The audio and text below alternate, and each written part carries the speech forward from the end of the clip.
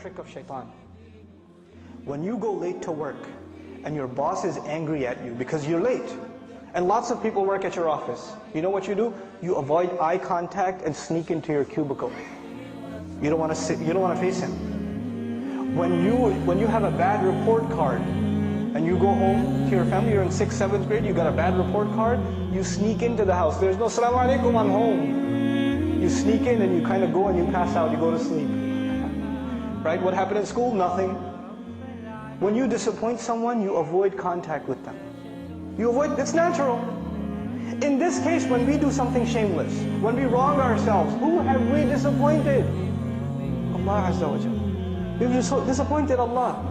So naturally, shaitan takes advantage of this. He comes to you and when he says, you're going to go pray now, you hypocrite?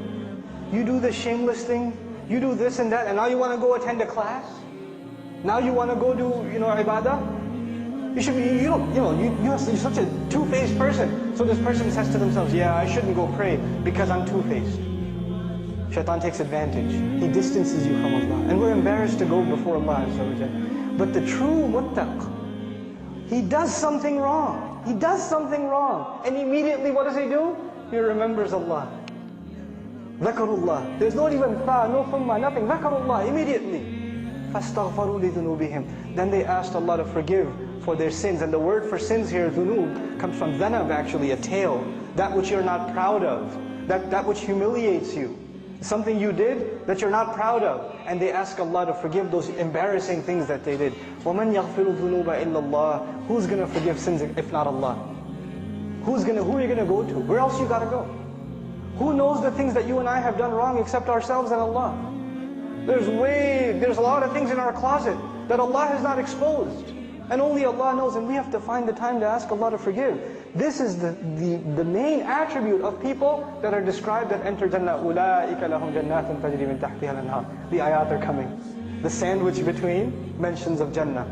And the last thing I share with you about this final passage, one time I was with my family and we were at a mall, and this other mom, her child, she was yelling at her child.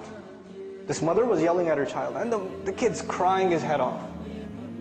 And she even gave him a little, But you know where the child went?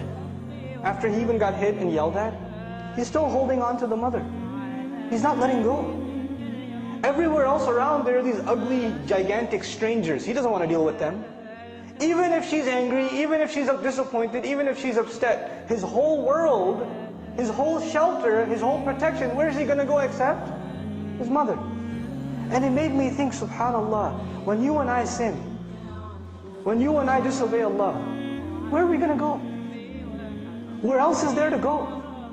Who do we turn to? We don't have anywhere else to turn. So even if we disappoint our Lord, even if we fall short of the standards He set for us, the true muttaq, the hopeful of Jannah, he never loses hope in Allah. لا تقنطوا من رحمة الله. Don't lose hope in the mercy of Allah. You're not allowed to lose hope in the mercy of Allah.